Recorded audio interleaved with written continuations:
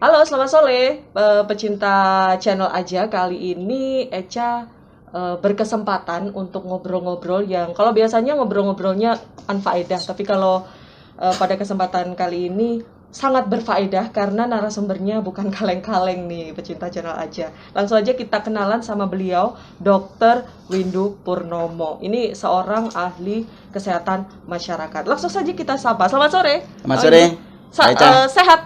Alhamdulillah sehat. Di tengah Sehat kondisi juga kan? alhamdulillah. Ya. Ini kita kalau misalnya mungkin teman-teman yang lihat ini masa pandemi kok keluyuran. Jangan salah ya, Dok. Kita tetap walaupun bertemu begini Ya, kan, tetap ya, protokol ya. protokol, ya. Tetap pakai ini, tetap disediain hand sanitizer tadi ya. Itu. Mana tadi? Tapi sore hari ini kita pengen ngobrol-ngobrol tentang pandemi. Ya, khususnya di Jawa Timur yang kayaknya apa ya, Dok? Miris gitu. Di level nasional kita masih tinggi dan lain sebagainya. Dan kasus tertinggi. Betul. Dan sebelum ke sana sebenarnya COVID ini apa sih? Awal mulanya ini gimana sih, Dok? Ya, COVID itu kan virus yang sefamili dengan virus yang SARS pertama kali dulu ya. Yang dulu. Dan tahun 2003 itu. Kemudian ke MERS 2008 ya. Jadi itu kan mutasi. Betul. Jadi virus ini kan jenis virus RNA ya, jadi itu yang kaitannya dengan genetik ya. Betul. RNA itu sangat mudah bermutasi. Jadi nanti bisa berubah nanti setelah COVID-19 ini ya bisa saja nanti menjadi bisa bermutasi gan lagi ya. Lain lagi kan.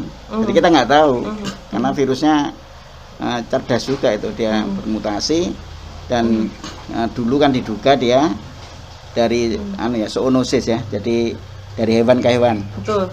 Ya toh? Iya. Bermutasi bisa ke manusia dengan manusia. Nah, tapi itu yang paling membedakan ini kan kalau boleh kita lihat historis ya, Dok. ya. Ini bukan pandemi pertama kan? Maksudnya dulu-dulu juga pernah ada Iya, pandemi. jadi SARS itu kan ya bukan pandemi ya. Betul. Karena dia tidak meluas sampai seperti sekarang ini seperti ini ya. Tetapi juga wabah. Jadi kan di bawah pandemi namanya epidemi. Nah, gitu. Jadi sudah ada epidemi dulu SARS pertama ya. Ini kan SARS 2 sebetulnya ya, jadi SARS-CoV-2. Ya. Kemudian kemudian jadi MERS yang Timur Tengah. Nah, jadi pada dasarnya sudah ada epidemi dan kita juga sudah pernah ngalami itu, cuma tidak luas ya. Jadi epidemi atau wabah SARS kita alami tapi tidak seluas sekarang gitu loh. Tidak luas seperti sekarang, berarti perbedaan yang mencolok apa? Apa yang sekarang ini itu memang lebih ganas atau lebih gimana, lebih mudah, Dok? Penularannya caranya yaitu melalui droplet. Kalau kemarin tidak gitu ya. Jadi ini kan mudah banget ya. Bener. Saya ngomong dengan Mbak Eca aja bisa ketularan kalau nggak pakai masker ya. Jadi apalagi kalau jaraknya sangat dekat ya, meskipun pakai masker ya masih bisa gitu. Makanya nggak boleh meskipun pakai masker kemudian bergerombol, berkerumun nggak boleh. Karena mudah banget ya. Jadi sambil bercakap-cakap biasa aja, nggak usah bersin, nggak usah batuk, orang bisa tertular kalau jaraknya dekat. Betul. Itu yang itu yang mudahkan. Yang menjadikan ini pandemi di seluruh di mana-mana begitu. Sangat mudah. Dan dia ngikuti orang kan, dia nempel ke orang, kan berada di tenggorokan sini, dan dia orangnya kemana pergi dia ikut. Jadi dia misalnya dari Surabaya, kemudian ke daerah lain ya ngikut gitu. Jadi bisa nulari semua orang yang ada di mana saja gitu. Iya, Dok, ini kalau ngomongin soal pandemi, ini dulu kalau kita tarik ke belakang beberapa bulan yang lalu, itu kayak kita santai-santai aja ya, karena dulu pertama kali virus ini dikenal itu di Wuhan kan. Dan itu tahun kemarin, Desemberan. Ya. Itu kayak kita santai gitu. Ya. Nah, di Indonesia mungkin yang dokter alami itu dulu kayak gimana? Apakah ada antisipasi atau nggak akan sampai ke sini atau gimana? Sebetulnya gini. Sebetulnya pemerintah tidak sama sekali tidak aware ya. Betul. Jadi sejak Desember kan sudah ada berita ya di Wuhan, kemudian jadi artinya epidemi di China lah ya. Di China. Kemudian pada Januari sudah meluas ke beberapa negara. Betul. Ya, ke Taiwan, ke Korsel dan lain-lain dan cepat sekali. Sampai ke mana ini? Ke Eropa, bahkan ke Amerika, benua Amerika ya. Iya. Nah, sayangnya jadi sebetulnya kita sudah artinya pemerintah melalui Kementerian Kesehatan itu sudah membuat panduan-panduan promosi kesehatan sudah. Ya mulai Januari itu sudah ada. Jadi kita sudah bisa baca itu, kita bisa telusuri apa yang harus dilakukan oleh masyarakat. Ya. Sayangnya waktu itu malah pemerintah membuka itu turisme itu. Oh, iya. Ya malah apa namanya daerah wisata dibuka. Betul. Ya dengan berbagai macam stimulan supaya orang berpergian dan orang luar juga bisa ke sini. Pada waktu itu mungkin masih belum terpikir kalau ini bakal. Padahal sudah di negara-negara tertentu sudah merebak kan? Betul. Nah, jadi kan artinya kita lengah waktu itu, malah kita mempromosikan pariwisata. Itu pada bulan Januari kan. Nah, jadi itu mungkin ya kesalahan kita pertama ya sebetulnya. Ya tapi ya sudah terlanjur. Betul. Ya kan? Nah, setelah itu kita sendiri misalnya kementerian ya itu masih santai gitu ya, masih santai, masih belum kelihatan paniknya. Iya. Kalau sekarang udah panik nih, sekarang panik ya. Jadi artinya Menteri Kesehatan misalnya ya waktu itu masih tertawa dan jadi artinya tidak ada sesuatu yang dianggap serius, mengancam gitu ya. Ya itu anunya. Jadi masyarakat juga ikut. Ya santai gitu. Ya toh? Nah, akhirnya pada awal Maret muncul 2 kasus pertama kan. Iya, yang di Jakarta, Tangerang apa? Depok. Itu tanggal 2 Maret. Tapi sebetulnya kan kalau 2 Maret ditemukan positif itu artinya penularannya berarti kan kalau di tracing 14 hari sebelumnya. Jadi artinya di bulan Februari itu sudah terjadi penularan. Betul. Ya kan? Nah, jadi cuma ketahuannya di sini. Dan memang saat itu ya meskipun kita dinyatakan ya semua rumah sakit sudah ada sekian rumah sakit di Indonesia siap ya kan itu kan yang dipromosikan ya. Betul. Semua pintu masuk pelabuhan, bandara itu sudah dijaga katanya begitu. Betul. Tapi nyatanya ya tadi ya, turis boleh masuk. Nah, terus malah boleh masuk waktu itu. Nah, tapi yang lemah kita waktu itu adalah jumlah lab. Jumlah laboratorium. Kenapa, Dok? Sangat sedikit kita tidak siap, sangat sedikit. Surabaya cuma 1 waktu itu, yaitu ITD, UNER. Cuma 1 itu aja. Ya. Jadi Jawa Timur cuma 1, bukan cuma Surabaya. Jawa Timur cuma 1 waktu itu. Ya. Lah kalau lab itu sedikit, apalagi kapasitasnya kecil ya. Ya bagaimana kita bisa menemukan kasus? Kalau wabah itu penyakit menular ya, enggak usah wabah, enggak usah dalam kondisi wabah. Kalau ada kejadian luar biasa penyakit menular, ya, jadi itu di bawah wabah ya, di bawah epidemi itu namanya KLB. Kejadian luar biasa ya, outbreak. Itu selalu yang harus kita lakukan ya, jadi artinya dinas kesehatan semua ya. Jadi di dalam epidemiologi kalau ada penyakit menular mulai merebak begitu, selalu yang harus dicari adalah kasus ketemu. Kalau kita tidak nemu kasus, kita tidak bisa menanggulangi. Itu prinsipnya. Betul. Ya. Jadi waktu itu kita tidak bisa menemukan kasus banyak. Kenapa?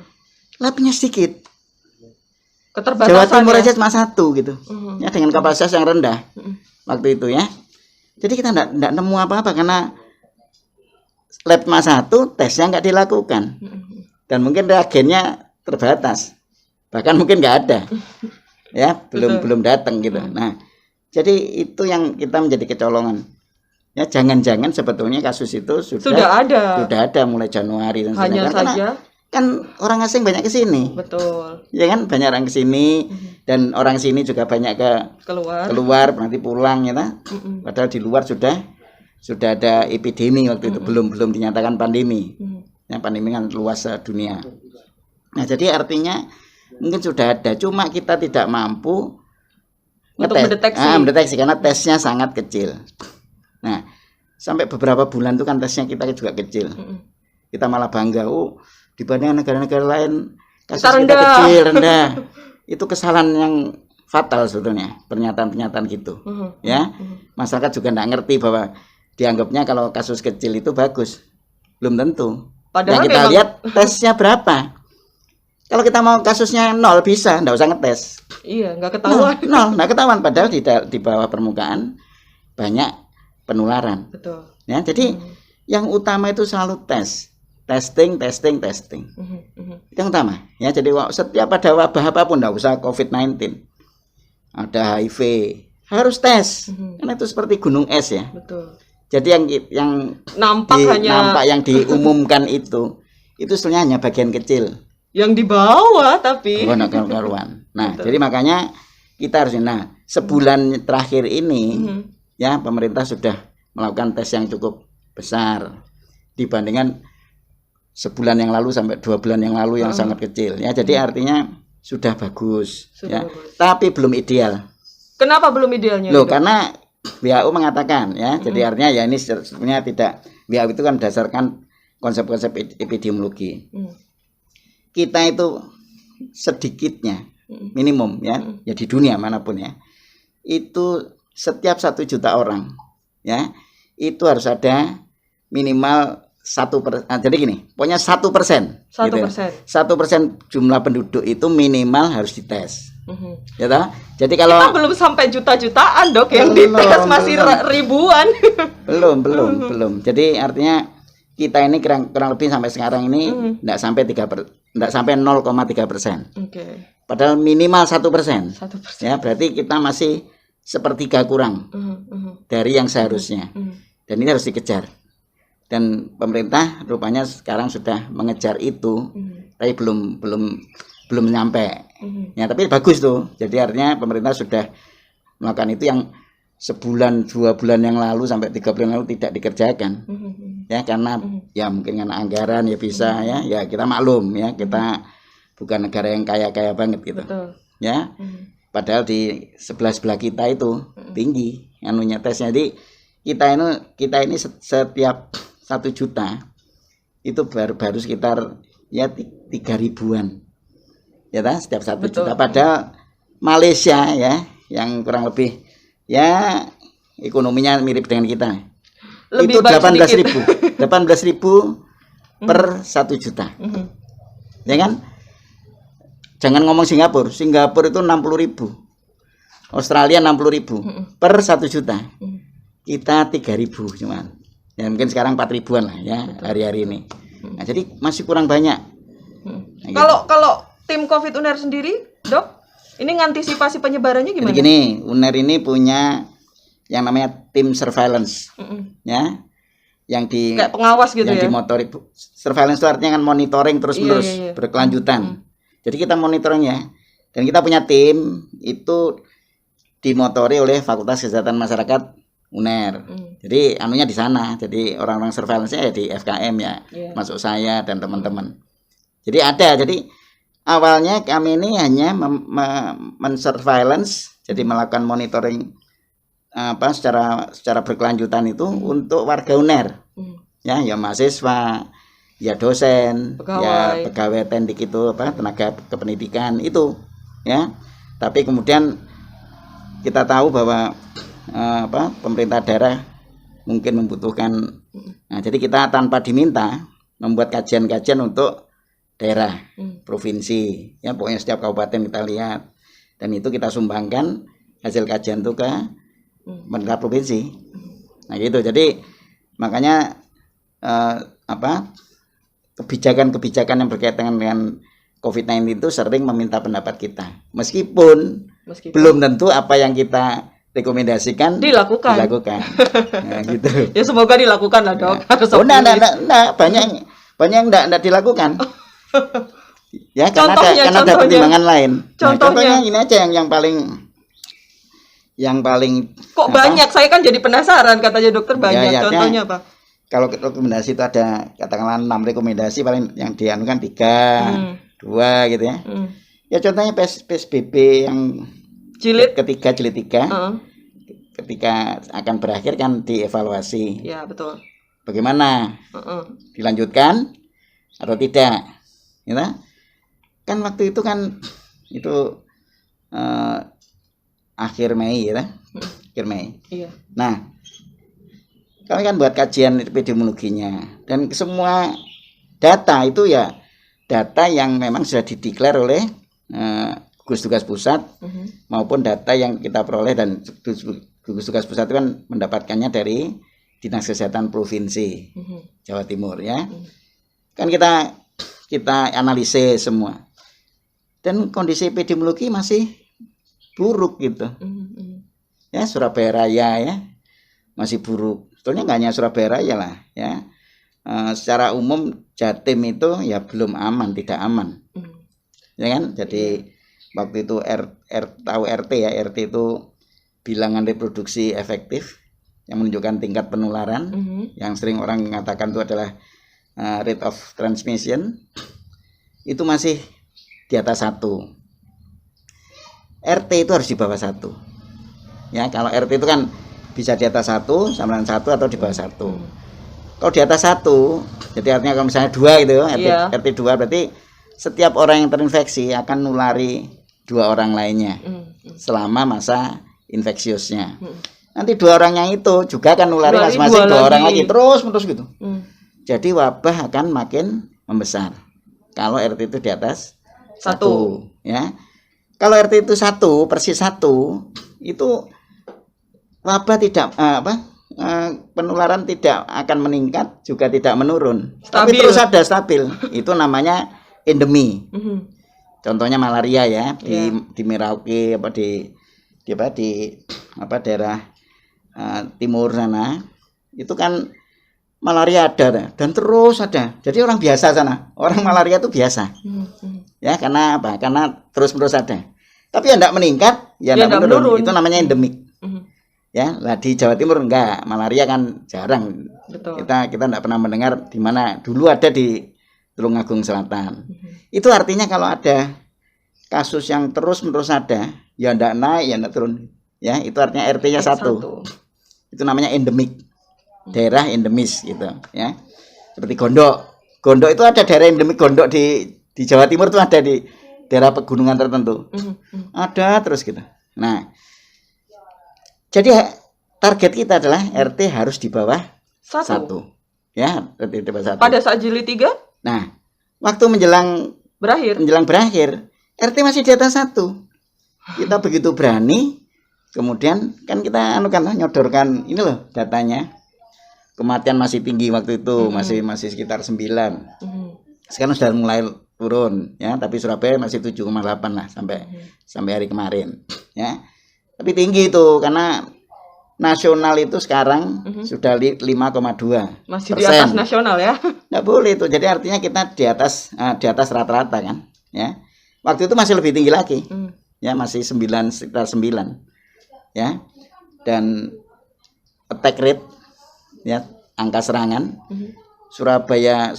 kota Surabaya itu tertinggi di antara semua kota yang ada di Indonesia. Waktu itu masih 90, ya, sekarang sudah 160. Bayangkan ya, jadi berapa minggu sih dengan PSBB? Mungkin 4 mingguan lah, Dok. 4 minggu. Nah, sudah hampir 2 kali lipat. Betul. Hampir 2 kali lipat. Nah, jadi artinya tidak aman. Ya, jadi kita tidak melakukan rekomendasi apa tapi memberikan pertimbangan. Ini kalau dilanjutkan begini, kalau tidak dilanjutkan begini. Tapi dari apa ya, opini pribadi lah, Dok. Opini pribadi. Ya harus lanjut. Meskipun nama tidak harus PSBB. Ya. PSBB itu hanya istilah, salah satu instrumen kebijakan. Kita pilihannya banyak. Tapi yang penting adalah pengendalian perilaku penduduk, pengendalian kedisiplinan, mematuhi protokol kesehatan. Dan yang namanya pengendalian itu jangan diserahkan pada kesadaran masyarakat. Masyarakat itu tapi harus dengan aturan, law enforcement. Karena kita berlomba dengan virus. Betul. Ya. Kalau itu bukan akut nggak apa-apa, kita nunggu sampai sadar gitu ya. Tapi ini hal akut, krisis. Ya, jadi harus dibarengi dengan sanksi. Punishment. Di mana itu? Ya di peraturan. Peraturan apa? Yang paling mudah peraturan wali kota kalau itu pemerintah kota. Ya, kalau bupati ya peraturan bupati. Provinsi ya peraturan gubernur. Nah, sayangnya untuk Surabaya itu nggak ada kepatuhan sanksi itu nggak ada di perwalinya itu. Nah, jadi artinya kalau itu nggak ada, tentu bagaimana kita bisa mengendalikan kepatuhan? Padahal kondisi epidemiologi masih buruk. Ya tahu, kalau sudah tidak ada virus nggak masalah lah, mau lepas masker mau apa ya seperti dulu lah. Ini kan tidak bisa. Nah, apa yang kita jadikan pertimbangan itu ya tidak digubris ya ta? Jadi artinya tetap padahal pihak provinsi ya gubernurnya, kapoldanya, pangdamnya itu sebetulnya ingin itu terus meskipun namanya tidak harus PSBB. PSBB itu tidak usah lah, nah, nama itu karena masyarakat itu kan sudah efek psikologisnya nanti ya. Betul, sudah. Tapi nama itu bisa lain, tetapi prinsipnya pengendalian. Tapi ya enggak. Berarti menurut dokter evaluasinya kurang disanksi aja gitu ya? Iya, contoh itu enggak dilakukan gitu. Sebetulnya Gresik dan Sidoarjo di perbubnya ada sanksi. Tapi saya tidak pernah mendengar orang disanksi itu. Jadi artinya cuma ada hitam di atas putih di atas kertas, tapi tidak ada penegakan hukumnya. Ya kan? Jadi sanksi denda ada gitu. Ya contohnya aja di mana?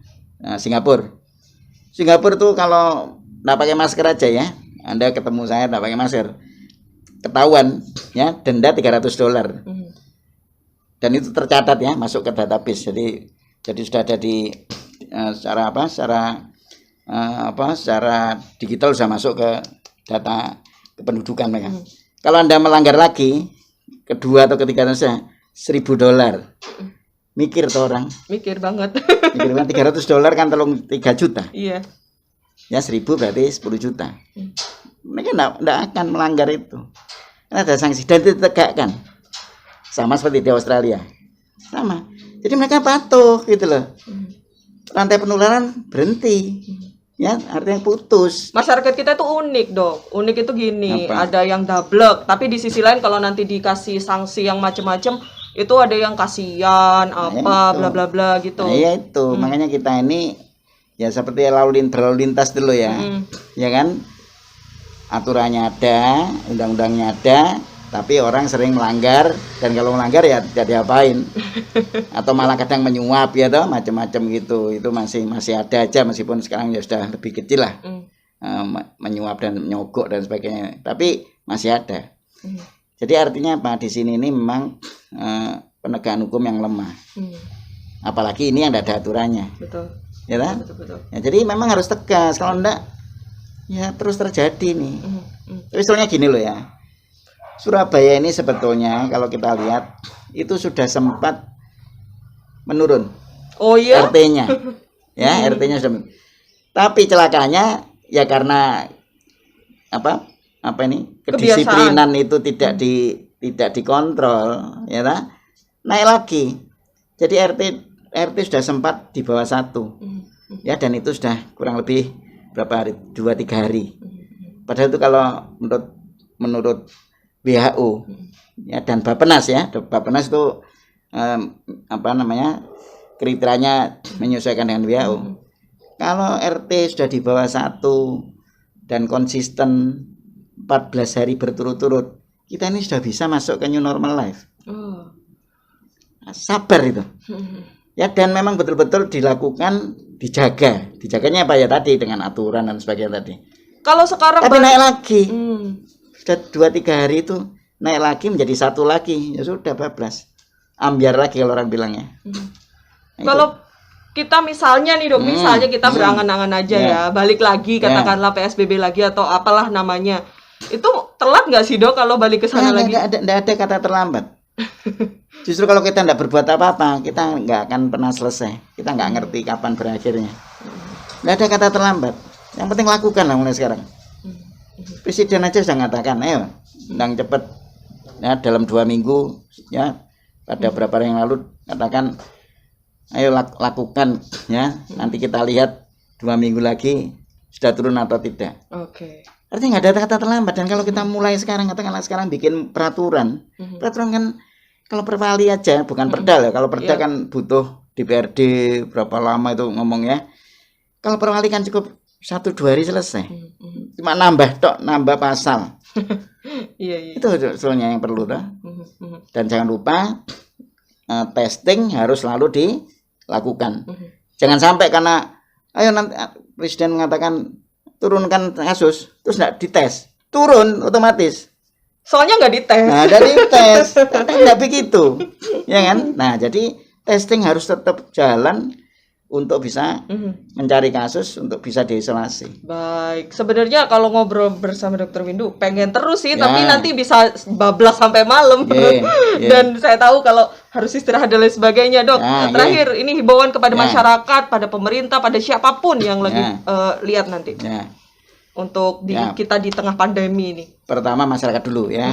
Jadi masyarakat ya, ayolah kita ini patuhlah gitu ya, patuhilah protokol kesehatan yang sudah kita tahu, yang ditelurkan WHO dan pemerintah.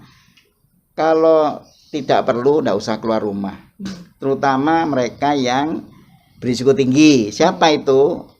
Orang tua, lansia, ibu hamil, orang yang punya penyakit-penyakit penyerta, hipertensi, diabetes, tidak usah keluar rumah ya. Juga balita, ya kan? Tapi kalau terpaksa keluar rumah, ya, dan itu siapa saja, tidak hanya yang berisiko saja, ya, itu adalah patuhilah protokol kesehatan. Betul. Pakai masker dan gunakan dengan cara yang benar, jangan di bawah hidung, jangan di bawah dagu, ya. Kemudian jaga jarak, ya 1 meter lah, ya, dan kemudian cuci tangan sebelum memegang wajah, ya lah. Setelah beraktivitas cucilah tangan dengan sabun dengan air mengalir. Itu yang penting, ya. Kemudian pemilik pusat bisnis ya, itu infrastrukturnya, tempat cuci tangan harus ada. Kemudian misalnya semacam garis-garis untuk jarak dan sebagainya ya, itu lakukan disinfeksi di tempat-tempat yang bisa terjangkau oleh tangan manusia atau tersentuh tubuh manusia. Itu enggak usah atap disinfeksi, nggak perlu ya, tetapi yang terjangkau bisa ya. jadi Nah, dokter. karena bisa kadang-kadang kan enggak ada gunanya itu. Nah, terus untuk pemerintah ya, tetap kedisiplinan itu ya diawasi, dikontrol dengan aturan. Ya, jadi jangan diserahkan pada masyarakat begitu saja. Karena masyarakat tuh ada yang patuh memang sadar, tapi banyak yang tidak sadar. Jadi itu yang harus dikontrol melalui aturan punishment. Bikinlah aturan itu ya. Tetap lakukan testing, tracing, treatment dan isolating ya. Jadi lakukan itu sebanyak mungkin tetap untuk mencari kasus agar bisa dikunci ya. Kemudian perkuat kapasitas rumah sakit ya, karena kalau rumah sakit tidak bisa nampung karena ada banjir penurunan dari atas, yang terjadi kematian akan naik ya. Jadi sebenarnya itu yang penting. Ya. Jadi lakukan itu ya, insya Allah kita bisa masuk ke new normal. Sekarang belum bisa masuk new normal. Semoga segera lah, Dok, harus optimis ya. Ya, harus optimis. Biar kita juga capek kalau harus di rumah terus, biar cepat berubah begitu. Saya sudah capek, saya pengen nonton bioskop lagi. Oh gitu. Baik. Ya. Ini kita singkat tapi banyak ilmu yang didapat. Terima kasih Dokter Windu ya sudah dikasih kesempatan buat kesini. Selalu sehat. Salam sehat buat dokter sekeluarga ya. Baik, ini saatnya Eca pamit, channel Aja pamit. Jangan lupa like dan juga subscribe. Bye bye. Kita ketemu di episode selanjutnya.